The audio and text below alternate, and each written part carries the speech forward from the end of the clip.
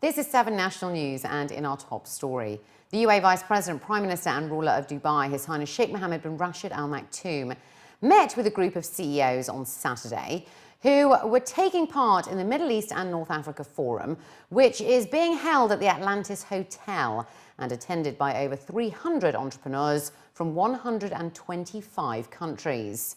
His Highness Sheikh Mohammed welcomed the participants and wished them success and a pleasant stay in the UAE. He engaged with them about topics on the forum's agenda, covering educational, economic and investment issues, as well as workshops by international business leaders and CEOs. Also discussed were the suitable solutions for challenges facing educational outcomes, managing a transformation into a knowledge-based economy, and building partnerships among MENA and global business leaders and CEOs. His Highness Sheikh Mohammed said that he was pleased that such an important forum was being held in the country, adding that it represents an opportunity for young Emirati entrepreneurs to strengthen cooperation and partnerships with their counterparts in other countries. His Highness Sheikh Abdullah bin Zayed Al Nahyan, the UAE's foreign minister, received Colombia's Minister of Foreign Relations on the sidelines of the 5th Cerbanias Forum currently underway in Liwa over in Abu Dhabi. Welcoming the Colombian minister, His Highness Sheikh Abdullah stated that he hoped her visit to the UAE would contribute towards bolstering bilateral relations in all spheres. During the meeting, the two sides also reviewed relations between the UAE and Colombia, progress and development of bilateral cooperation, as well as ways to support and promote them. They also exchanged views on the latest regional and international developments. The Colombian foreign minister emphasized that her UAE visit would open up new avenues in different sectors. The two parties then signed an agreement between the UAE and Colombia on exempting official, diplomatic and special passport holders from visa entry on a reciprocal basis. They also signed an MOU to set up a joint committee and another on political consultations. As Dubai heads towards its ambitions of becoming a smart city, such a move will empower citizens to play an important role in government decision-making. That's according to IT experts who gathered to discuss the prospects of the initiative today. At a media briefing, Dr. Al Daheri, who is an IT expert and former government employee, together with other experts from the IT industry, emphasized on the creation of digital citizens as a part of the Smart City initiatives. According to experts, a smart city will create an ecosystem which will enable an intelligent exchange of information between citizens and the authorities. Governments will then use the data to translate it into benefiting citizens and corporations through offering smart services. It was added that the digital evolution is predominantly as a result of rapid urbanization, which has urged governments to enhance creativity and innovation, to make their cities more attractive and to improve the public's quality of life. Speaking to the media, Dr. Saeed Al Daheri stated that digital citizens are the main element of a smart city.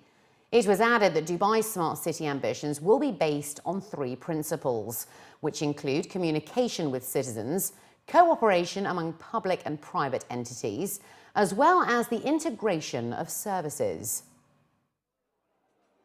One of which is communication, is to communicate between the government and the public at large about what's going on, how is this smart city initiative is going to help everybody in the future.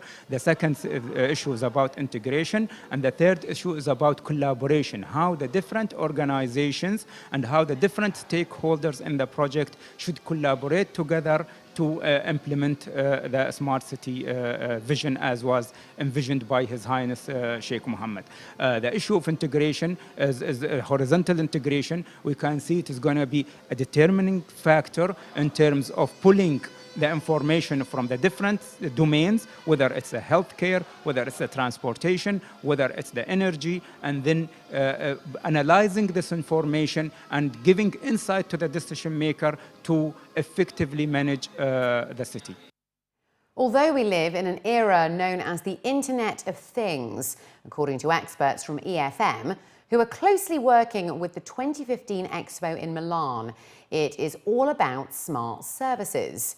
Describing the era as the post-postmodern stage, the CEO of CFM stated that technology should be used to ensure a parallel task. Whilst developing a smart city, governments should control their costs by making sure that smart services, infrastructure and platforms should be created at the same time for sustainability. We are in a world in a post-postmodern, and so the business model is very, very horizontal, it's not vertical, and we have to change our methodology in which we deploy smart city approach. It's not possible to have waterfall approach, design, then build, then manage. We have to learn to have these phases in parallel. Side by side, little one, so more pilot of little smart city in parallel, then with this prototyping, understanding, and continuously designing and management. And simulation gives us the possibility to do this. I think that this region can have these lessons and start for making with simulation all the improvement in the services from the beginning. Now we have technology. Europe hasn't this possibility in the past because there weren't technology for making virtualization of building infrastructure and even simulation. Now we have, and we have even something that is much more powerful, that is the Internet of Things. All professionals, institutions and equipment in the UAE's private medical sector are to be insured under a newly approved article in the existing law on medical liability. According to a local daily, the new regulation was approved by the UAE Federal National Council last week. Besides compulsory insurance, doctors will be asked to reveal the full cost of medical treatment and potential side effects for patients. Dr. Amin bin Hussein Al-Amiri, the Assistant Undersecretary for Medical Practices and Pharmaceutical Licenses at the Ministry, was quoted in a local daily as saying that the law will ensure medical liability protection to professionals against medical malpractice. Dr. Leila Al-Mazouki, the Assistant Director of the Dubai Health Authority's Health Regulation Department, was also quoted as saying that every day and a half, a new medical centre is launched in Dubai. And because of this, the number of medical errors is also very high. She revealed that a total of 400 medical complaints have been registered in the authority so far this year, the majority of which are surrounding the quality of medical services as well as financial matters. Al-Mazouki also revealed that currently 27,000 medical professionals are working in Dubai, including doctors, nurses and radiologists, among others.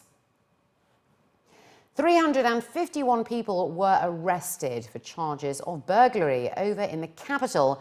That's over the past 22 months, according to officials.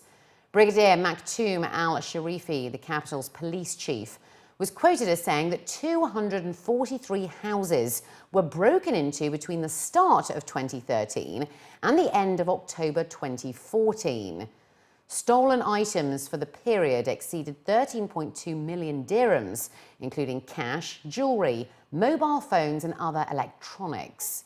He added that most of the thefts took place during the summer months, when a large number of people are away from their homes for annual holidays.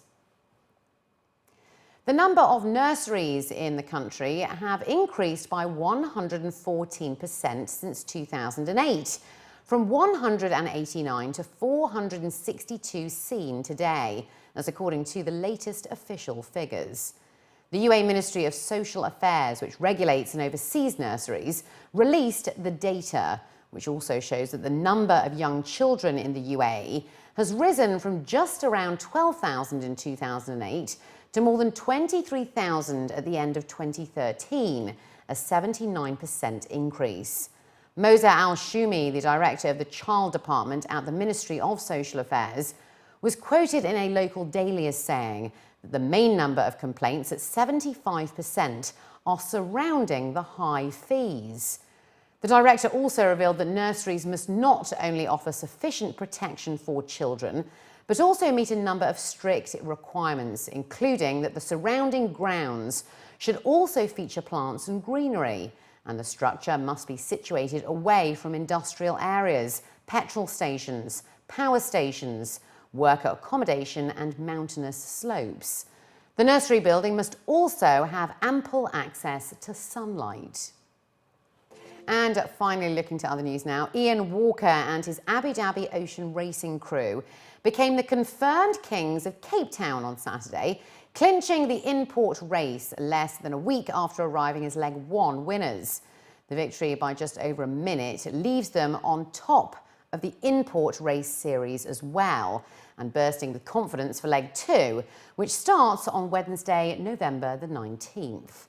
Only in the sprint to the finish line from the final mark on the 8-mile course on Saturday did Walker's men look under threat, with Team Brunel from the Netherlands and Team SCA from Great Britain breathing down their necks.